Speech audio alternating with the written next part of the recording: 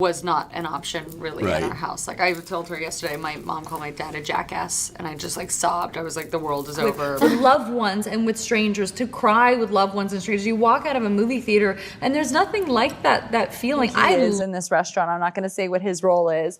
And he knows their history and she knows their history and no one else does. So Forget the headlines, listen to the oath. In her deposition, Blake Lively can't point to a single Wallace-authored post.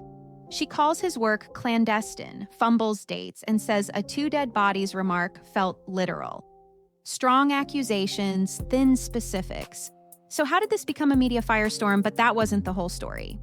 Before we dive in, hit subscribe and ring the bell, because what you're about to hear straight from sworn testimony will flip how you read every headline in this case. Don't miss a word.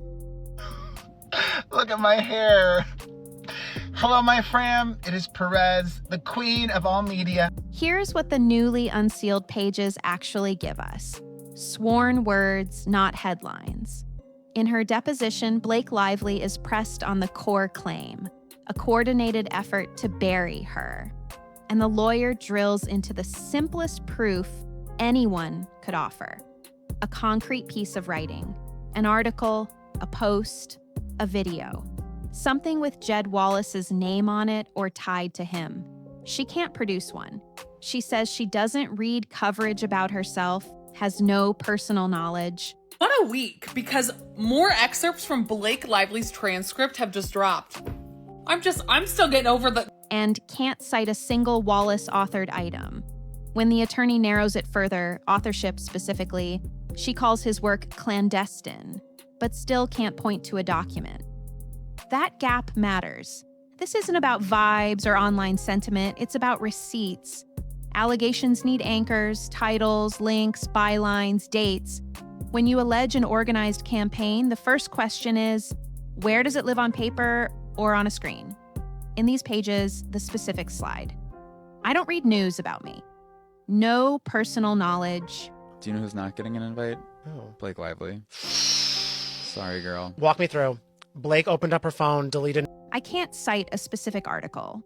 Those lines don't end the story, but they change the footing. They move the claim from concrete to abstract, from evidence to impression. There's also the credibility beat that rides alongside. When you accuse someone of coordinated defamation, the cleanest path is to produce even one example and build out from there. Instead, we get a characterization of Wallace's work as hidden, which might sound dramatic, but still leaves the record light on sitiable pieces. We have a tiny bit more information about what happened at Lively's deposition. That's the tension the audience hears. Strong language on motive, thin detail on materials. Why the judge allowing unsealing matters is simple: relevance. These aren't gossip fragments, they're lines a court thought the public could read. And taken together, they set up the question that will frame everything that follows. If the campaign exists, where's the artifact trail? The attorney narrows the claim to something verifiable. Not vibes, not rumors. Authorship. Another court order today, and this one is largely in Blake Lively's favor. Again, this is another discovery order. Is there anything you've seen in writing that Mr. Wallace authored that's defamatory or disparaging? The answers land the same way each time. She says she doesn't read coverage about herself. She has no personal knowledge. She can't cite a specific article, post, or video. When the focus tightens to authorship, his name on it, she still can't point to one. Instead, she characterizes his work as clandestine. That distinction matters. A coordinated campaign lives or dies on artifacts, a byline, a handle, a document, a link. First of all, congrats on your little bump. Congrats on your little bump. Yeah, well, what about my bump? If the case is that Wallace authored or published something defamatory, even one concrete example would anchor the claim. Here, the record you provided shows broad assertions and charged language, but the answers stall at the step where evidence turns into an exhibit. There's a procedural texture in the exchange, too. An objection pops up, she keeps answering. That doesn't fix the gap, it just underlines it. Without at least one citable piece tied to Wallace, the argument drifts from what he wrote to what people said he was doing. We have an order in the Blake Lively case. It is regarding the non-parties and Blake Lively and discovery and trying. Allegations can be serious, but in sworn settings, specifics, names, titles, dates, do the heavy lifting. Under the calm lawyer voice, the calendar starts slipping. Filming dates come out hazy. She places the start around May 2023, says the strike halted things in June, and remembers production resuming in early January. New Jersey is the main location, a couple days in California at the end. Then wider shots somewhere else, but she doesn't know where. My lawyers just responded to Blake Lively, and I gotta say, I think they destroyed her. Planet, I am Andy Signor. She holds a producer credit, yet needs a document to confirm the premiere date and US release window. None of that decides a case, it does shape credibility. When memories blur, the audience looks harder for paper trails. The language escalates. Bury her lands as reputational, she says, and she attributes the phrasing to others in the circle. Then she names a separate line, 2 dead bodies by the time he was done with us, and explains that, as a mother, she considered it could be literal. That's a stark shift in tone. My mom loves old scary movies. So when I was little, she would play The Bad Seed or Whatever Happened to Baby Jane. Oh, nice. The record now holds strong words amplified by fear. But fear and proof aren't the same thing. Courts separate heat from evidence. Viewers do too. Filings stack up. One side wants fees, the other answers that a text was ripped from context. A reporter's sworn statement changes over time and becomes its own issue. His employment ends, and that fact gets used to question reliability. There's also a claim that someone seized a phone, cherry-picked messages, and built a narrative.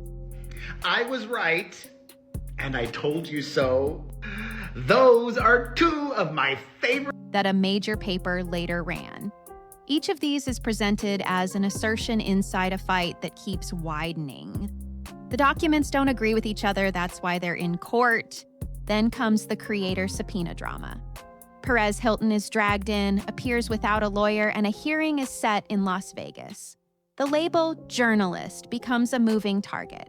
One side argues some creators shouldn't get shielded privileges. The creators say they report, they have sources, and those sources should remain protected. It's a contradiction with teeth. Here is Blake Lively possibly being spoken about by Taylor Swift. Is it about Blake? If they're not journalists, why chase their sources? If they are, where does that line start and end online? However the judge rules, the ripple touches every outlet that trades in celebrity news. Outside the filings, the culture machine keeps spinning. An engagement post detonates across feeds. The transcript's narrator notes silence from someone who used to be close and reads it as a signal. Maybe it is. Maybe it's nothing. In this space, likes and non-likes get treated like legal exhibits. Okay, I keep seeing people say this, and you guys, I'm sure that Blake is not one thought, and Taylor. That's the reality of modern optics. Absence can feel like presence when millions are watching. So what does all of this add up to right now? A sharp claim of coordination, paired with answers that don't name a single authored piece. A producer credit paired with fuzzy recall on dates and locations. Charge lines about burial and danger, paired with courts that ask for exhibits, not emotions. The talk around summary judgment appears in the transcript as speculation, not a ruling. I love this. Hello, my fam. It is Perez, the queen of... The push to dismiss returns like a drumbeat. If the case moves forward, it won't be because of headlines. It'll be because one side finally ties names, dates, and texts to an action the law recognizes. Until then, this is a record in motion, heavy on tone, light on artifacts, and still waiting for the receipt that lands with a thud. That's where the record sits tonight. Strong accusations, thin specifics, charged language, uneven recall. We have a crossover. Hey everyone, by crossover I'm specifically talking about anti-Ryan Reynolds sentiment online. Filings that talk past each other while the court asks for artifacts, not atmospheres. It isn't a verdict, it's a snapshot. Sworn words on a page waiting for someone to tie names, dates, and documents into a claim the law can actually carry. If you want sworn record breakdowns without the noise, hit subscribe and ring the bell. Drop your take below. What single receipt would change your mind here? Authorship, timeline, or intent? I'll chase the most upvoted angle next. If this helped cut through the headlines like the video, share it with one person who only saw the hot takes, and then jump to the follow-up linked in the description and pinned comment.